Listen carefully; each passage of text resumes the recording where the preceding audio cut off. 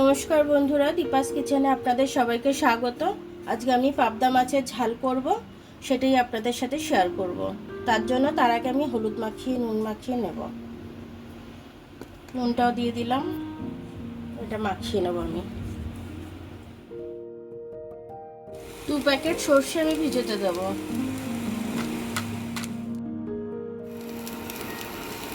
হলুদ দিয়ে দিলাম, একটু নুন দিয়ে দিলাম।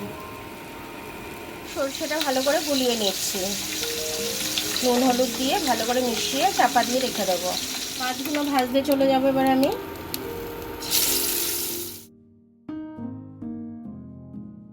এই লঙ্কাটা আমি শুধু মিক্সিতে বেটে নেব। পাবদা মাছগুলো আমার ভাজা হয়ে এসছে, তুলে নেবো আমি। বেশি লাল করে ভাজিনি, এটা যেহেতু ঝালের মাছ সেহেতু খুব একটা কড়া করিনি। সর্ষে এটা ভিজিয়ে রেখেছিলাম, এর মধ্যে আমি একটু গুঁড়ো লঙ্কা দিয়ে দিয়েছিলাম।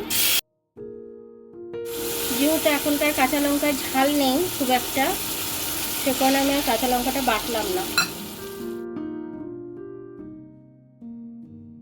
জল দিয়ে দিচ্ছি আর একটু। এটা আমার ফুটছে, এবার আমি মাছগুলো দিয়ে দেবো।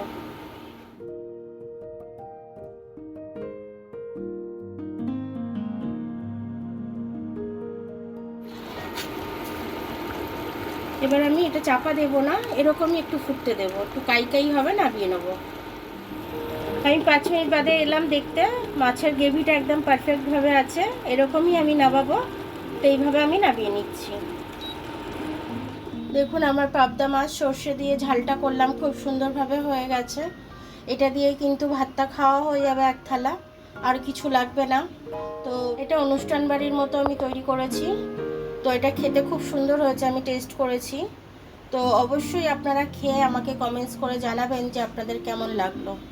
আমার ভিডিওটা দেখার জন্য অনেক অনেক ধন্যবাদ। আমার ভিডিওটা যদি আপনাদের পছন্দ হয়, লাইক, সাবস্ক্রাইব, বেল আইকনটা একটু টিপে দেবেন। আর যদি ফেসবুক থেকে দেখেন, লাইক আর ফলোটা একটু করে দেবেন। আবার কাল দেখা হবে নতুন রেসিপির সাথে। ততক্ষণ আপনারা ভালো থাকবেন, আমি আসছি।